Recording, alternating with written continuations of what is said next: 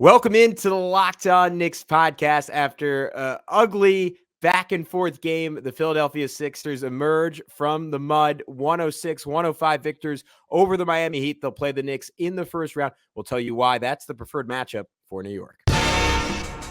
You are Locked On Knicks, your daily New York Knicks podcast, part of the Locked On Podcast Network, your team every day.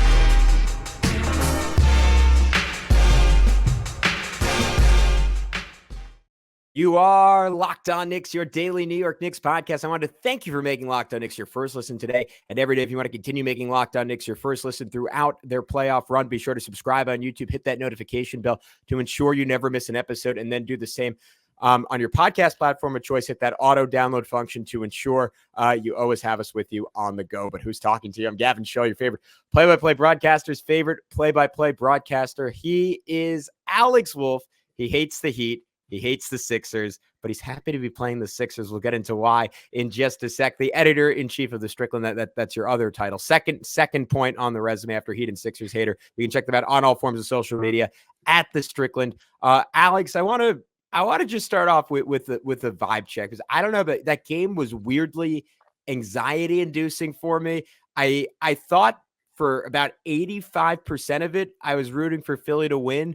But then there were points where Jimmy Butler looked a little bit hobbled. I was like, maybe this would be a good chance to get some revenge on Miami. I ultimately, like, everything settled in. I'm happy the Knicks got the Sixers. If Joel Embiid is healthy and recovers his conditioning over the next few days, maybe I'll regret that statement. But for now, I feel good about it. What were your emotions throughout the game, and how you feeling about it now? I think that largely I found myself watching this game, and the further it went along, the more I thought both these teams look like play-in teams. So maybe everybody was wrong, and maybe these guys actually are just the play-in teams, and they're not some sleeper agents waiting to, advance to the conference finals out of the 7 and 8 seeds, respectively. I don't know, the way people were talking about this matchup, it was like, oh, this is gonna be a heavyweight fight, and then whoever gets to the Knicks, they're already our buddies over at FanDuel already have the Sixers as the betting favorites to win this series, which I think is just preposterous after how they played in this game. By the end of it, I found myself rooting for the Sixers in their comeback, because I was watching it and I'm like, dude, 38-year-old or whatever Nick Batum is not going to hit 6 threes very often. Most points he's had in a year, according to our buddy Jonathan Macri. So that should tell you something. Exactly. I mean, that's, this isn't 2012, this is not Nick Batum of 2012. This is Nick Batum of 2024. So, I'm not thinking that that's going to happen again against the Knicks. The Sixers, just in general, Embiid, I mean, we're going to talk about him more specifically in the next segment, probably, and dedicate the whole segment to it, because I thought he looked just super lethargic, and I don't know if it's that he's injured or just that his conditioning was bad or whatever, but the guy was a statue for most of the night. And then only towards the end, when they started just strictly using him as a decoy, and he, kept the Heat honest enough by making a couple threes, did he actually kind of make an impact late in the game. But he seemed very disinterested in defense and at some points offense during this whole game. Tyrese Maxey was pretty sloppy. The whole team was just pretty sloppy in general. You could say the same for the Heat. Tyler Hero, I don't know, something about when he does things poorly just brings me great joy. But stepping out of bounds late in this game with the game basically on the line, and then getting a rebound with a few seconds left on the clock, and taking 4 seconds out of a 4.5 second time remaining to set his feet and take a three from the corner that ultimately ended up leaving the Heat down by 1 still. So just no clock awareness or anything. I mean, it was just, this game was a comedy of errors. It was terrible. I mean, both teams, it looked like it could have been game 1 of the season for how, or not game 1, maybe game 25 or something, some game where you feel like you've already kind of established your position, and you're we can both have a night off, whatever. It was bad, man. Preseason game energy at times. It was not pretty. So I would have been happy with either by the end of it. I feel confident in the Knicks versus the Sixers, just purely on my vibes tonight, I was breathing a sigh of relief no matter which team won, but I more wanted the Sixers. Yeah, I came down to the same place, even though, and it, you know, it's a testament to what the Heat have done for the last few years, that we're saying that we'd rather play the Sixers, because the Sixers with Joel Embiid, by all measurable metrics that we have, are just a dramatically better team. I mean, I mentioned it last show, but now 32-8 with Embiid on the year. I mean, what that accounts to a 65-ish win pace on the season. I mean, I think that's the only area I'd push back in terms of what you said. Like, I think Philly with a healthy Embiid, like, is a juggernaut, with the crucial caveat that they have done nothing but underperform their regular seasons with Embiid. And conversely, Miami has done nothing but overperform their regular seasons. And a year ago, when they were 10 minutes away from losing the second playing game, even outperform their play-in. So it's hard to read almost too much into that. The important thing to note here is Joel Embiid did not look healthy in this game. He did not look anywhere close to healthy in this game. We're not doctors. It's impossible to know if it was conditioning or an injury. To me, it seemed to be conditioning. Like, he had his hands on his knees literally between every single play.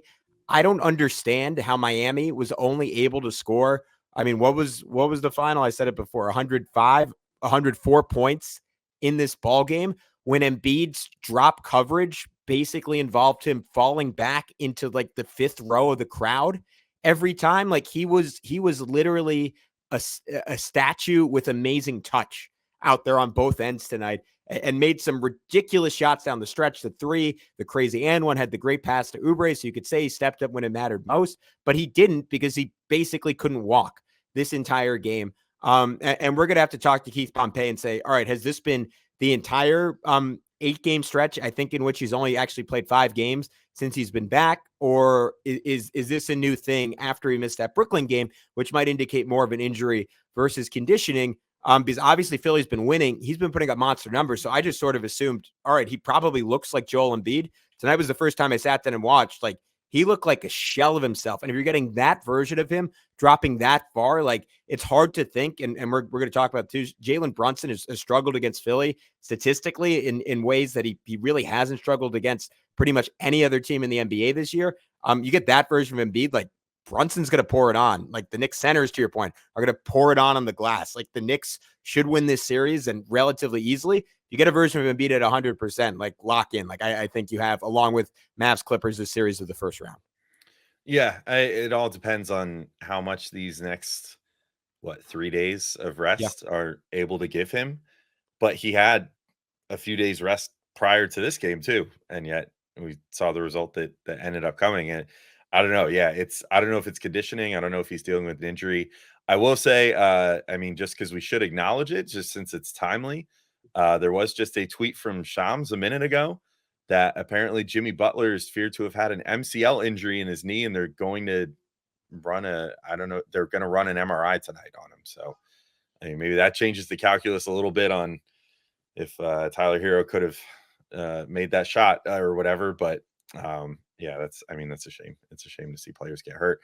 But yeah, at any rate, I think we could talk a little bit more about Joel Embiid, because I want to talk a bit about some of the matchups that are coming up with him, specifically the Jalen Brunson and Isaiah Hartenstein pick and roll, and why I think if he plays like he did tonight, the Knicks are going to be able to exploit that in a big way. So we'll talk about that in just a sec when we get back into Locked On Knicks.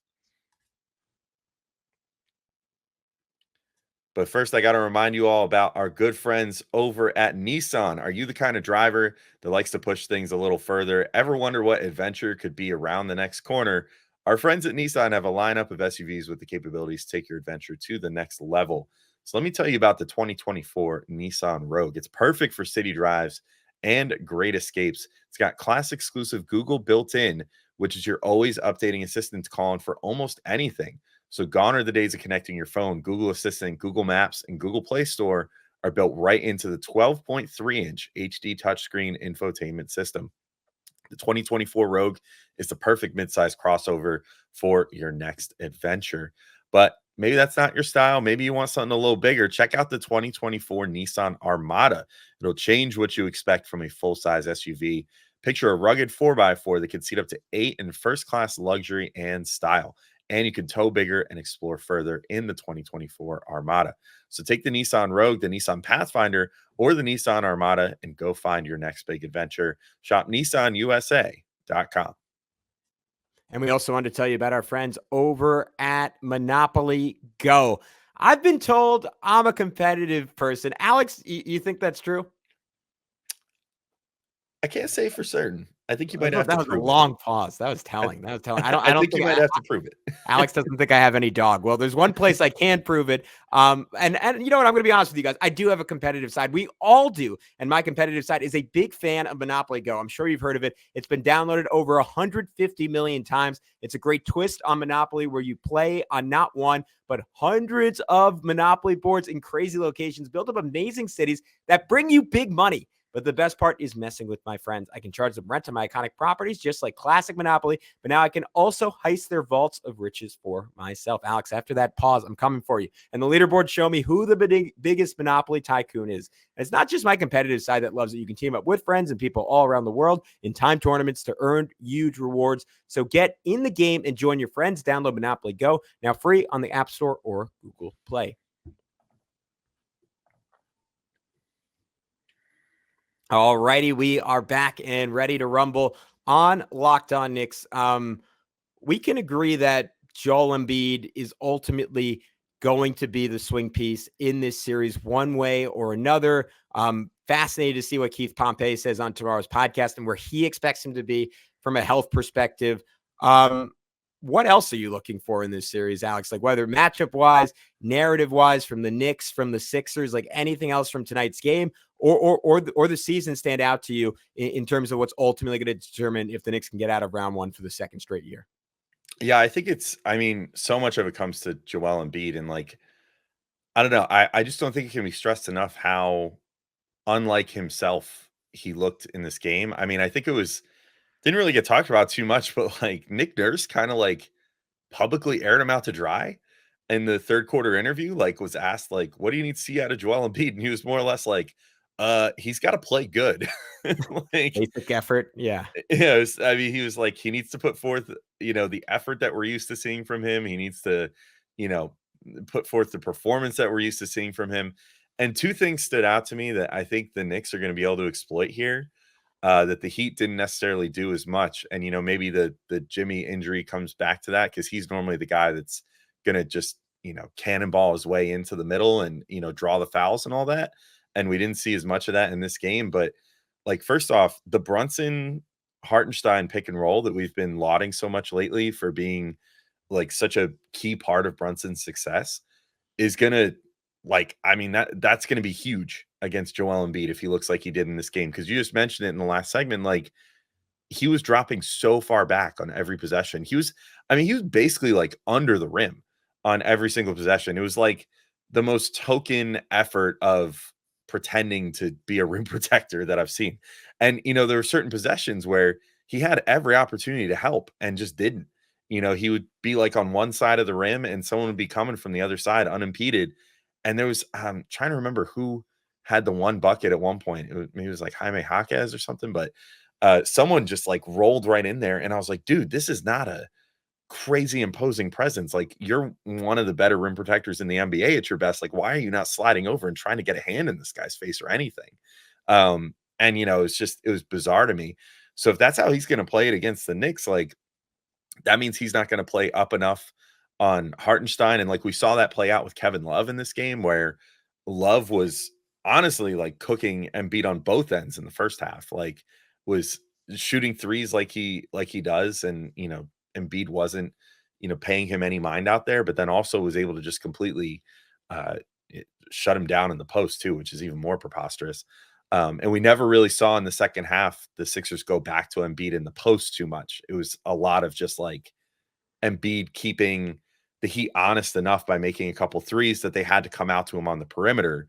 And then he was utilizing that pressure to, then kick it to someone who was open off the double. So I guess that brings me on my second point. First off, don't think the defense was up to par. But then, Gavin, I'll throw this to you. Like, I think the other thing was a lot of what led to the Sixers making this comeback and then winning the game was that Embiid was getting doubled up top and then was kicking it over to oftentimes Nick Batum, which first off, I've already said, I don't think Nick Batum is going to hit 6 threes again in the next game. So as long as that doesn't happen, the Knicks are already in good shape. But then two, I just feel like the Knicks defense is so much better. Like Hartenstein can hang with him one-on-one on the perimeter like that. And, if that's all they're going to try to do, the Knicks are just going to hang their other guys back. Maybe have OG ready to come over and help or whatever if Embiid gets by Hartenstein and you'll go for that strip. But otherwise, the Knicks are just going to be laying in wait, waiting to ball hawk all those passes because that's what they do. That's their entire defense. And I thought the Heat kind of let them get off the hook in this game a bit. As far as I think if this were the Knicks, there would have been a million transition buckets. And, even so, even with me saying that, Jimmy Butler had 5 steals in this game. Haywood Highsmith had 3 steals. DeLon Wright had 2 steals. They were playing the passing lanes okay, but I just think the Knicks will do it about 70% better. And if that's the case, then forget it. It's curtains because Embiid just was not able to get anything going on the inside in this game. Yeah, I mean, to me, if Embiid's going to show this level of mobility, there's just not a need to double him on the perimeter because you're not doing that to prevent him from shooting. You're doing that to deter his drives, and that's where I think Anunoby and if we want to flip the health question over to the Knicks, he's the ultimate X factor in this series. And can he get all the way back to the guy we saw in that initial 12-2 run, the guy who helped spur the Knicks kicking the Sixers' butt the first time around? Because as much as he's valuable as a one-on-one defender, just because the Sixers don't have an elite wing guy, and we'll get into this more either to wrap up this segment or next segment. I think Anunoby at times will be used on Tyrese Maxey. I think that first game showed that he is not an ideal matchup for Tyrese Maxey, and maybe someone like Deuce McBride will actually be the guy who gets the call for a disproportionate chunk of minutes compared to what he would have played against the Heat.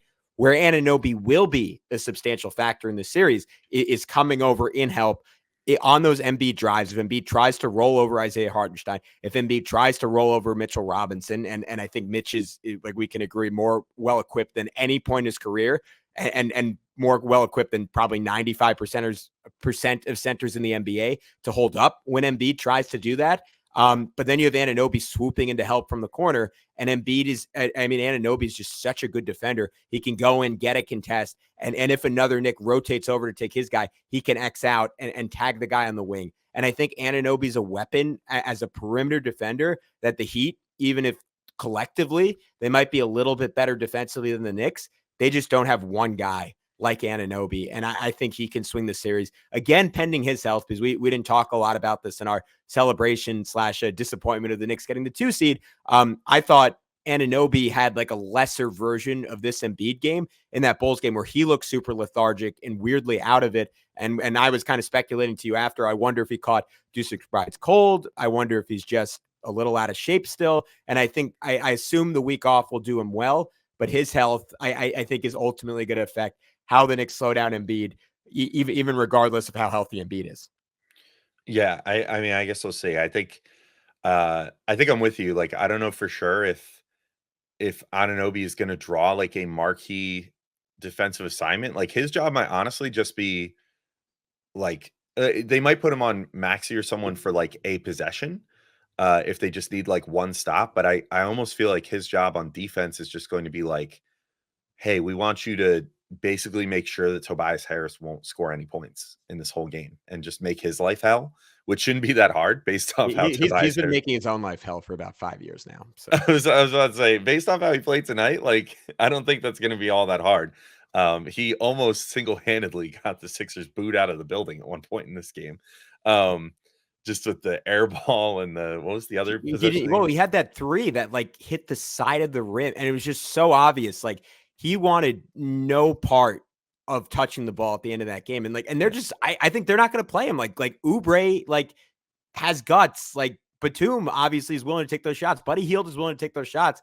I don't think Harris is going to be a closing guy for the Sixers, which is crazy given the amount of money he's making. But yeah, for sure. But if Batum goes back to being closer to 40-year-old Nick Batum, then I don't know if it's going to make a difference if you play him over Tobias Harris at that point, which is the problem when you're relying that much on a guy like Harris who's making that much money, but not giving you the production that you want. That constant struggle of this guy's making a lot, and we should play him, but ultimately probably not good enough to play for all that time. We call that the Evan Fournier conundrum.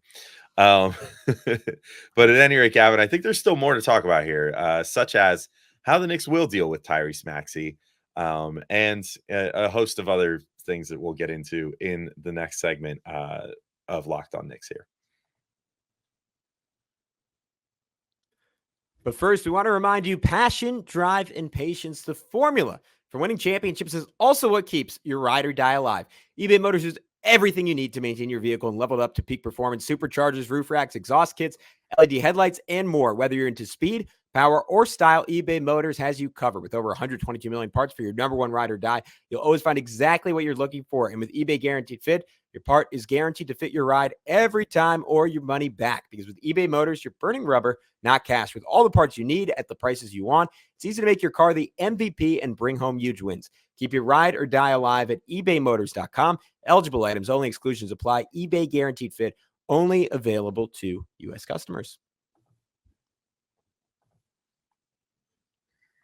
All right, Alex, I think we have talked through Joel Embiid about as much as we can, at least for now, given that, again, what version of him the Sixers ultimately get, that's not up to us. That's not up to them. That is up to the basketball gods at this point, and the injury gods at this point. I think the other key guy to stop on Philly is Tyrese Maxey, who as much as like, look, I think if the Heat won, we were going to go like full, just like goon mode and crap on every single one of their players. And we'd have Wes on, and like, it would probably have turned into just a war in those crossovers with Locked On Heat.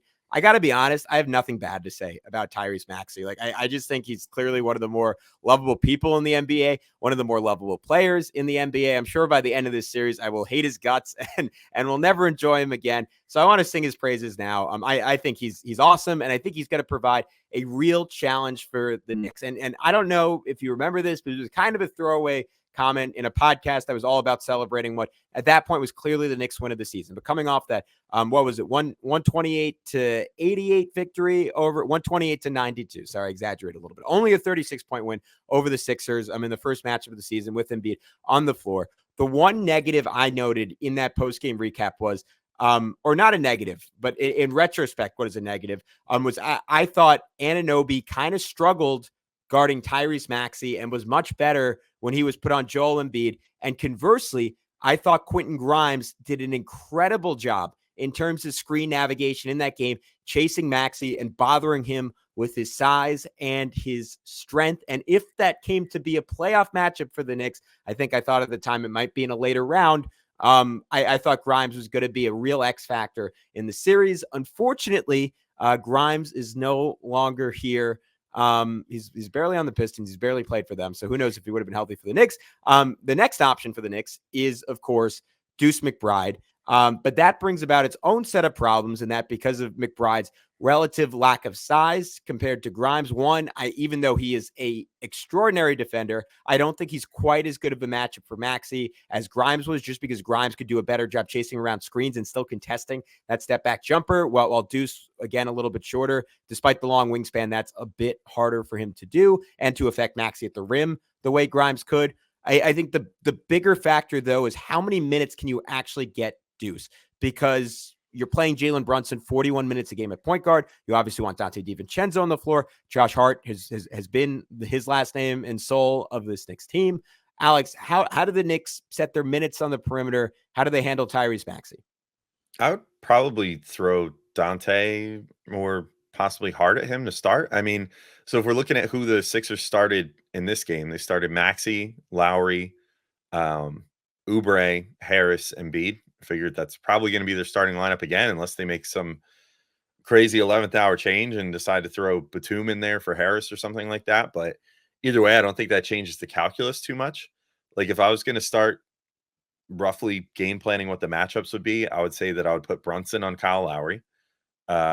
Which I think is going to be the converse. I think that they're going to try to throw Lowry on Brunson again, which maybe that works out well for them. Maybe it doesn't. I mean, I know that in at least one of I think it was the game where the Knicks scored like 70 points. Like Lowry did kind of find his vintage self a bit, and really kind of bother Brunson in that game. But that was the only time where it seemed particularly effective.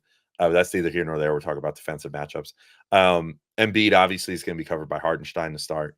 Harris, like I already said, I think they're going to throw Anunoby on, although maybe they throw Anunoby on Oubre if they consider him more of an offensive threat.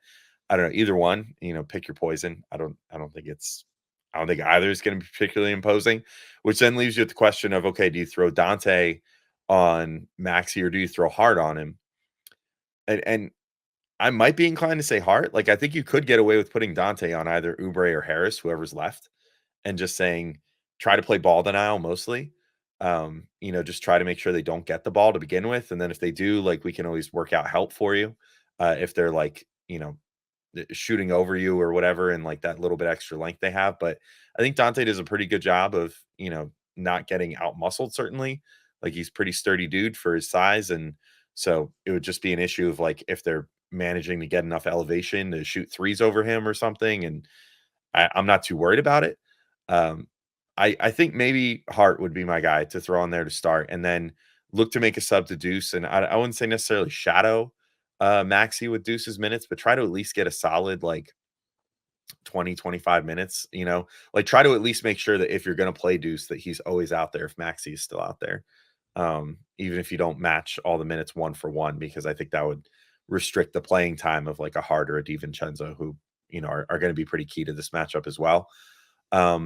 But yeah, I think that Deuce could do honestly just as good of a job as Grimes did. I think we've seen, throughout this run, especially the run where Deuce was playing like 48 minutes a night, that he can guard pretty much anyone at the guard spot on the other team and do it at least, slightly above average, if not more. And, maybe he struggles to get over the screens and, get quite as much of a contest, but he's always going to get a contest there. And it's not like Maxey exactly lit the world on fire in this game against the Heat. And if Embiid is still not, I mean, it all comes back to Embiid, right? But if Embiid is still not looking as good and, you're not having to dedicate as much attention to him, then that makes life that much harder on Maxey and, allows you to cheat over on him more, since you could just, keep Embiid one-on-one and just keep him out of the paint. And that might be enough. Yeah, I don't know. I think the Knicks have a lot of good options. I don't think that there's necessarily anyone that they could potentially throw at Maxey, other than if they, for whatever reason, decided to just like put Brunson on an island and guard the other team's best player, which they won't. That would really make me kind of like scratch my head. Yeah, I'm with you, and I think before I watched that first game, my inclination would be, let's just start Anunoby on him and try to shut the water off on their offense. But now I think using Anunoby more, how the Bucks use Giannis as a rover, is kind of the way to go. The other big thing I wanted to talk about before we wrap up is Jalen Brunson's relative struggles against the Sixers this year. 22 points, 8 assists, 3 rebounds. Did not shoot the ball particularly well, had 2 really bad shooting games against him. So I'll just run through them. First game was extraordinary, 29 points, 11 of 20 from the field, 4 of 9 from 3. Only had 2 assists. Didn't really need to have more than that. That was the Knicks' big blowout. And then that second game, the Sixers, like one of the better defensive efforts any team has had against them all year, held them to 5 of 18 shooting. He did have 12 assists in that one, but also had 7 turnovers. And I think they followed the formula in that game in the third game, where he was just 6 for 22. 19 points, 8 assists in that one. That basically all the teams that have defended Brunson the best have followed him, which is trying to turn him into a passer. But we've seen, like you were mentioning this to me pre-show, and I totally agree. Like I think teams trying to follow that have gotten more and more aggressive, trapping him all year. Like, I'll always go back to that quote from Kings coach Mike Brown saying, like, yeah, we trapped him more than anyone outside of Steph. And he's been torching that over and over again. And having Hartenstein at center and just fully unlocked as a short roller and a passer, and having that extra wrinkle you can throw of having Josh Hart set the pick and have him operate almost like Draymond Green with a Steph Curry and play 4-on-3. And he's so good at doing that. Like, I think the Knicks have some good wrinkles to counter that they've developed. And maybe that shined through in that final win over the Sixers after the crap game where Brunson scored 20 points, only needed to take 12 shots to do so, made 4 now. You can only be so worried about it. I think the biggest difference in playoff basketball is having that extra man to allocate if you're just going to dare Josh Hart to shoot. And if that's ultimately the strategy, of course, Hart's going to be able to make plays as a roller, as a passer, but he's going to have to take and make threes. And we've said that all year. Like, it didn't matter. Even if the Knicks played the Pacers, like, that would have been true for Josh Hart. But against the defense as good as Philly, and I think it's important to note, as much as we've, like, kind of gone through this pod and said, like, all right, the Knicks have a pretty good chance in this series, Philly, since Embiid has come back, even though Embiid's only played 5 of those 8 games, has been far and away the best defense in basketball. They have 104 defensive rating over that run. The next best is 109.5. They've been playing incredible defense. I think that'll carry over in the series. I do think they'll give Brunson some trouble, which is why you need Dante to come through and you need Hart to come through. To me, like, offensively, that's going to be what makes or breaks the Knicks in this series. Yeah, and I'll just say, I mean, I agree with everything he said. I do think that the Sixers sort of started at least thinking that they had something somewhat figured out against Brunson. I'm willing to throw out that 73-point game, though, just because nobody on the Knicks could score in that whole game. I don't know what happened to them, what kind of hex was cast on them prior to that game. But if you look at the other ones, like the other game where Brunson shot poorly, I remember us even saying, like, in the post game, like, wow, well, Brunson shot, I think it was like 6 of 18 in this game, and that's not great, but he had 12 assists and, really did well to, still be a catalyst in this game. I will say, I think that one thing that the Knicks did late in the season, and I'm glad that you brought up Hart and Dante because, they're the guys that this concerns, but, they started working in those last few games when teams were so aggressively full court pressing Brunson and everything. They were having Brunson just, run down the court and set up in the half court and having Hart or Dante bring the ball down and then just having a quick action, whether it's like Hartenstein coming up, setting a screen to free Brunson off his man to then receive the ball, or just Brunson coming to the ball, period, and, them kind of not being ready to double at that particular moment and then allowing Brunson his space to kind of like get set, start seeing the floor, and get ready to, kick it out to a shooter or whatever when the double comes.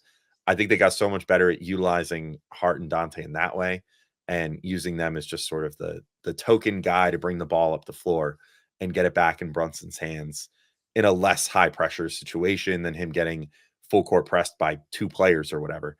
And, forcing him to split doubles at the timeline every single time down the floor and all that stuff. So I think the Knicks themselves have added a lot of wrinkles to counteract what the Sixers were trying to do the last time, what a lot of teams tried to do to Brunson down the stretch when we saw him obviously average like damn near 40 points per game for the last month of the season. So hopefully that all carries over. He looked locked in during his press conference the other day. Luckily, we only have a few days to wait, and then we'll get to see how this all plays out. Yeah, and we're going to do deeper dives. You're going to talk to Keith Pompey tomorrow. I gotta double check my DMs to see if it's fully set up. But very special guest, most likely coming on tomorrow night. If not, we'll pivot and figure something else out. But we should have 2 really exciting episodes for you guys. And yeah, I can't. It's playoff time. Like I have goosebumps. Like I think as much fun as it would have been to play and potentially beat the Heat and get revenge for last year. I don't know about you. I'm kind of excited to have a new opponent, and there's maybe just a pure jersey matchup. Like I always disproportionately enjoy that 79-73 game aside, watching Knicks-Sixers. Like I think it's always fun. It's always intriguing. Classic Northeast rivalry, 2 of the original franchises. I think it's going to be great.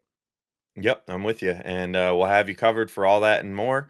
So that's coming up later this week. Plenty more episodes. Turn those notification bells and auto download functions on. And make sure you don't miss any episodes because we got probably at least 4 more for you the rest of this week. So that's all coming up later on Locked On Knicks. But for now, thank you all for listening and peace out.